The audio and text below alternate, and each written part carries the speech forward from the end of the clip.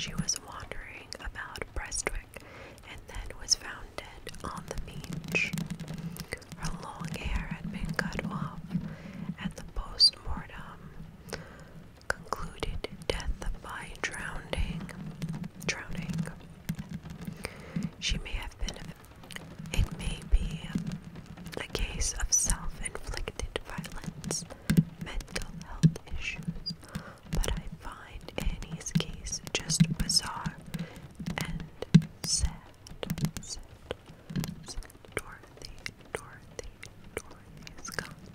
Dorothy Scott. I was just reading about Dorothy Scott recently.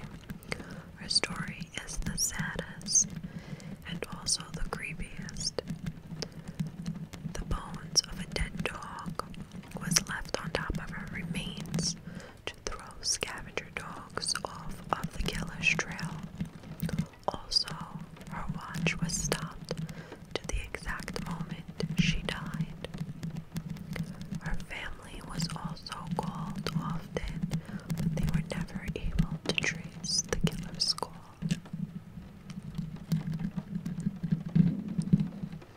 The next story is Brandon Lawson. You can Google the 911 phone call. Basically, Brandon ran out of gas in the middle of nowhere in Texas, 2013. He called the cops. Much of it is inaudible, but he implies he is being chased into the woods and says he needs the cops. When police arrived, they found his truck, but nothing else, not a trace of him since. Freaky, like, where did he go? Freaky.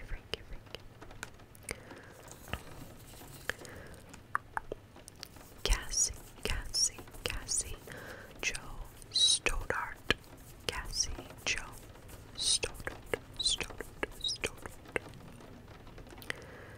Cassie Jo Stoddart was house sitting for her aunt. She invited her boyfriend over, and 2 of his friends came over as well. His friends left and said they were going to the movies. They didn't. At some point before leaving, they unlocked a basement door. Unbeknownst to her, they shut the power off to scare her. They sat there hiding until her boyfriend left and she was alone, and proceeded to put masks on, come in the house and stab her. If that isn't bad enough, a video was found where they planned to murder her ahead of time. There was footage of them right after they killed her, as well. That is really some sick stuff. Another creepy mystery was the disappearance of Kris Kremers and Lisanne Froon. Long story short, 2 Dutch girls visiting Panama decided to go on a hike a day before they were scheduled to meet a guy for a tour, and they go missing the same